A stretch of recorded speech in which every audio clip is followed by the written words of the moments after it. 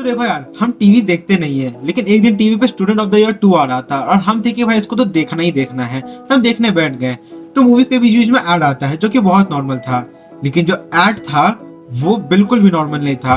उस ऐड को हम देखे और हम चक्का रह जाओगे, हक्का बक्का रह जाओगे, झुंझला जाओगे, बौखला जाओगे। मतलब writer, director, producer, staff member, इतना सारा लोग, लाखों का खर्चा, और लोग अच्छा ऐड नहीं बना सकते हैं। यार आज के वीडियो में हम बात करने जा रहे हैं इंडियन टीवी एड्स के बारे में। तो यार अपने क्रश का डीपी देखना बंद करो और चलो यार वीडियो को शुरू करते हैं। They say nothing succeeds like success. It reflects in everything you do, everything you own. You're brighter than the light, more vivid than life. You own every moment. You rule your world. There's no one like you. Introducing world's only rollable TV. अब देखो शाहरुख खान इस add में जो बात बोला है, like nothing succeeds like success, it reflects in everything you own, और जो भी बात बोला है, अगर ये चीज ना इसका डेनवर डिओड्रेंट वाला एड में खत्म होता ना तो ज्यादा सेंस बनाता। एग्जांपल देख लो ऐसे। They say nothing succeeds like success. It reflects in everything you do, everything you own. You're brighter than the light, more vivid than life. You own every moment. You rule your world. There's no one like you. Introducing Denver, the center of my success. अब यार TV को लेकर के इतना horny हो जाना worth it नहीं है। बेचारा अब कर भी क्या सकता है, उसका बेटा संजय दत्त का फैन निकल गया है, तो जाहिर सा बात है कि शाहरुख खान का दुनिया इधर उधर हो जाएगा। कभी सोचा है आखिर हम इतनी मेहनत क्यों करते हैं? छाए रहने के लिए, एंजॉयमेंट के लिए, बैंक बैलेंस के लिए, एक्साइटिंग खिलौनों के लिए, अवार्ड्स के लिए। तो चलो यार एक और बार रिकैप करते हैं इस चीज का। कभी सोचा है आखिर हम इतनी मेहनत क्यों करते हैं? नहीं, छाए रहने के लिए, नहीं, एंजॉयमेंट के लिए, नहीं, बैंक बैलेंस के लिए, नहीं, एक्साइटिंग खिलौनों के लिए, नहीं, लेकिन क्यों? What's the purpose? गुटखा खरीदने के लिए। इन लोग गुटखा खरीदेगा और खाएगा बैठ करके। पान बहार, पहचान, कामयाबी की। देखो यार, Rolls Royce, helicopter, plane, yacht, Ferrari, Maserati, ये सब कुछ ठीक है, लेकिन इन लोग इतना सारा मेहनत इसीलिए करता है कि ताकि लोग आगे जाकर गुटखा खरीद सके। बोलो जुबान केसरी। तब तो फिर फालतू का मुकेश इन लोग का हर एक मूवी के स्टार्टिंग में मरे जा रहा है। यार क्या डबल स्टैंडर्ड हो यार बॉलीवुड वालों। तुम लोग करो तो पहचान कामयाबी की, और वही मुकेश जैसा आदमी करे तो आप मर जाओगे। Not acceptable. शर्म करो, भगवान से डरो।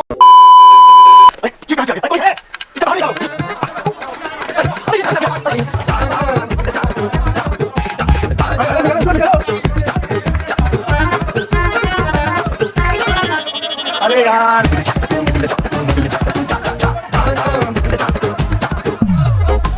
कोरोना का हाथी तो निकल गया, बस पूंछ बाकी है। कुछ दिन और कोरोना से बच के संभल के फॉग अपनी मौज मस्ती के दिन आएंगे। क्या बोला तूने? मतलब इतना ज्यादा लोग इस एड में हैं, उसमें से एक जन को भी देख के नहीं लगा कि हाँ ये एड सेंस नहीं बना रहा है। लाइक कोरोना का हाथी खत्म हो गया, बस पूंछ बाकी है, फॉग लगाओ। कहां से? इस एड को ना इस हिसाब से समझो, तुम स्कूल में फंस गए हो, तुम्हारे पापा को बुलाया गया है, तुम्हारे जो क्लास टीचर है तुम्हारे पापा को दुनिया जहां का सारा बात बता दी, दुनिया जहां का सारा कंप्लेन कर दी, और बस एक चीज पे एंड कर रही है, लड़का समझदार है बस पढ़ता नहीं है।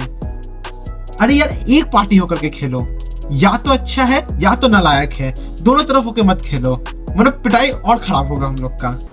It's her choice. Of course. अगर इस चीज के एंड में अगर तुम अक्षय कुमार को भी लेके आ जाते ना, आप बोलता कि मास्क पहनिए, इतना भी एंड हो जाता ना तो मतलब सेंस बनाता। खास सेंस नहीं बनाता, लेकिन हाँ सेंस बनाता कि चलो ठीक है कोरोना का ही बात चल रहा है यहाँ पर। डैडी को पसंद क्लासिकल गाना और बेटा यमला पगला दीवाना, दोनों के अलग है रंग, पर दोनों का एक अनोखा स्वाद। कमला पसंद, अनोखा स्वाद।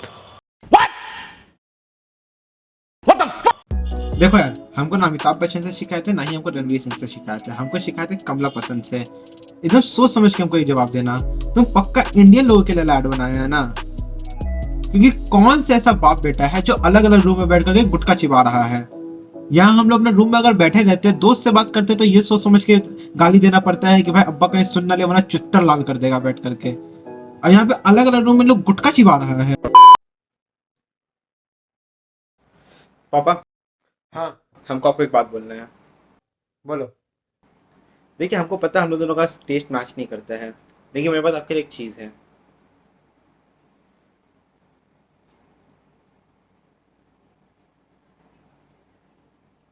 अरे सिद्धार्थ शुक्ला, आप कब आए?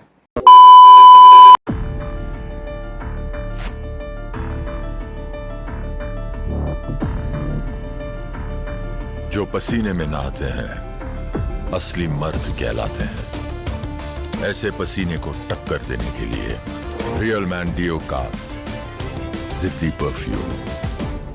देखो यार, आत्मनाम से क्लास करने के बाद हम तुमको एक बात बता दे रहे हैं कि वो पसीना नहीं है, पानी है। और अगर तुमको ऐसा पसीना आ रहा है तो सबसे पहले तुम किसी डॉक्टर को दिखाओ, क्योंकि तुम साक्षात यहाँ पे सुअर को कंपटीशन दे रहे हो। तुमको यहाँ पे कोई भी परफ्यूम काम नहीं आने वाला है। तुमको चाहिए एक भर के बाल्टी पानी, जो आजू द्वार पर उछल दे, परफ्यूम भी लगाओगे, तुम साला खट्टा महकोगे। वो बच्ची भी तुम्हारे साथ नहीं बैठने मांगेगी, बैठने का तो छोड़, तुमको मोहल्ले में पहचानने से इनकार कर देगी वो। अरे फट गई उसकी जाने से। अब देखो ये जो आखिरी ऐड है ना, ये मतलब टीवी ऐड नहीं है, लेकिन हम जब भी यूट्यूब वीडियो खोलते हैं ना कोई भी, भाई ये वाला मतलब आता ही आता है। बाबा, क्या वो यक्षिणी अभी भी मर्दों को अपनी हवस का शिकार बनाकर और उसका खून पीकर उन्हें मार देती है? नहीं बिटुआ, यक्षिणी अब शांत हो गई है। आज से 13 साल पहले उस ग्रेवयार्ड कोठी में एक लेखक बाबू रहते थे, जिनको उस यक्षिणी ने अपना आखिरी शिकार बनाया था। आप जिस लेखक बाबू की बात कर रहे हैं वो मेरे पिता थे। क्या इसका मतलब ये है कि तुम लेखक बाबू के बेटे हो? हाँ, मैं उन्हीं का बेटा युग हूँ। लेकिन बाबा, वो शांत क्यों हो गई? युग भी सोच रहा होगी साला जब हम ही आए थे तभी वो शांत हो गई, हमको मौज करने मिला ही नहीं। जिंदगी हो तो ऐसी हो, जिंदा तो झाड़ के बाल भी। कुछ गांव वालों का कहना था कि लेखक बाबू के साथ संभोग करके उस यक्षिणी की हवस मिट गई, इसलिए वो शांत हो गई। पर जब हवस मिट गई थी तो उस यक्षिणी ने मेरे पिता को क्यों मारा? ये राज उनकी मौत के साथ ही ग्रेवयार्ड कोठी में दफन हो गया। और ये ग्रेवयार्ड कोठी कम ग्रेवयार्ड कोठा ज्यादा लग रहा है। और मैं तुम्हें एक सलाह देता हूँ, ग्रेवयार्ड कोठी से दूर रहो। यक्षिणी शांत हो चुकी है, उसके अंदर की वासना को फिर मत जगाओ। वैसे आप बहुत कुछ जानते हैं उस ग्रेवयार्ड कोठी के बारे में, आखिर कैसे? ऊपर की बर्थ से कुछ गिरने की आवाज आती है। युग झुककर नीचे देखने लगता है। कुछ ना मिलने पर जब युग बाबा की तरफ देखता है, उसके रोंगटे खड़े हो जाते हैं। मेरा रिश्ता तुझसे है, ग्रेवयार्ड कोठी से नहीं। 13 साल से इंतजार था। देखो यार, हम तुमको इसका रियल स्टोरी सुनाते हैं, आखिरकार हुआ क्या था। तो युग ट्रेन से अपने घर वापस जा रहा था, तो एज यूजुअल किसी का भी इंटरनेट कनेक्शन वहाँ काम नहीं करता है। और युग उस समय बहुत ज़्यादा हॉर्नी था, उसको हिलाने के लिए कुछ भी चाहिए था। तो सोचा कि और देखा कि आसपास सब गांव वाले के लोग हैं, उस अपने पापा के बारे में जानते होंगे, तो चलो अपने पापा के पॉन के बारे में सुनते हैं।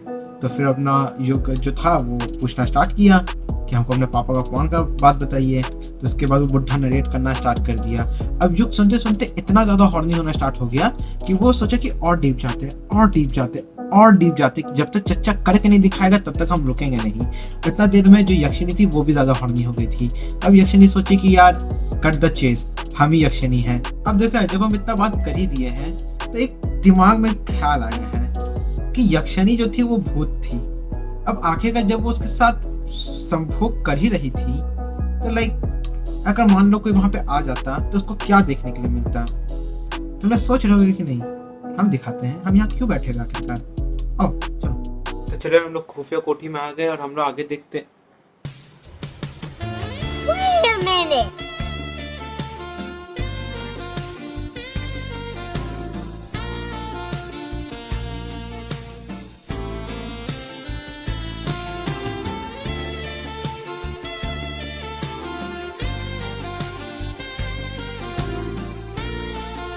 ये बुढ़ा ऐसे क्यों एक्सरसाइज कर रहा है?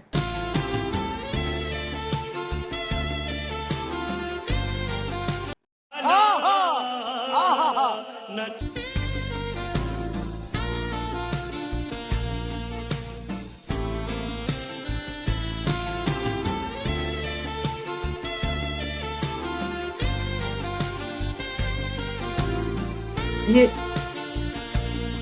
छोटा नहीं घूमना है भाई। तो चलो यार आज की वीडियो के लिए बस इतना ही, और होप करते हैं दोनों को वीडियो अच्छा लगा होगा, और अगर अच्छा लगा है तो यार चैनल को सब्सक्राइब कर दो, वीडियो को लाइक कर दो।